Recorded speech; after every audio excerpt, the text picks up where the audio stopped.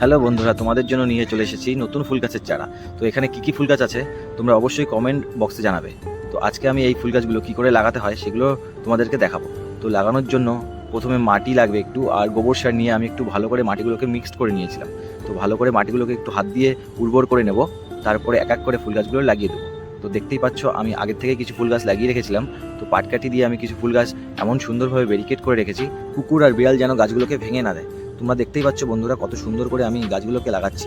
আর petunia গাছগুলো এতটাই ছোট, ওই ডালপালাগুলো যেন ভেঙে না যায়, ওর জন্য আমাকে অনেক সাবধান করে গাছগুলো লাগাতে হচ্ছে। তো আমার এই গাছগুলো অলমোস্ট লাগানো হয়ে গেছে, আর একটা দুটো গাছ বাকি। তো এইবার আমি গাছগুলোকে জল দিয়ে দেবো। জল দেওয়ার জন্য আমি মোটরের পাইপ ইউজ করব।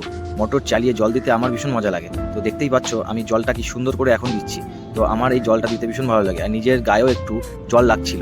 আমি বৃষ্টির মতন করে জলগুলো গাছগুলো দিচ্ছিলাম। তো আমার অলমোস্ট গাছগুলো জল দেওয়া হয়ে গেছে। দেখতে পাচ্ছ কত সুন্দর জল দিয়ে ফেলেছি। তো আমার এই গাছগুলো কেমন লাগানো হয়েছে তোমরা অবশ্যই জানাবে। আর আমার এই গাছগুলো ফুল ফুটলে তোমাদেরকে দেখাবো। আর নেক্সট উইক আমরা এই গাছগুলো লাগাবো। দেখতে পাচ্ছ কতগুলো গাছ এখনো রয়েছে। তো আবার দেখা হবে পরে বন্ধুরা, টাটা।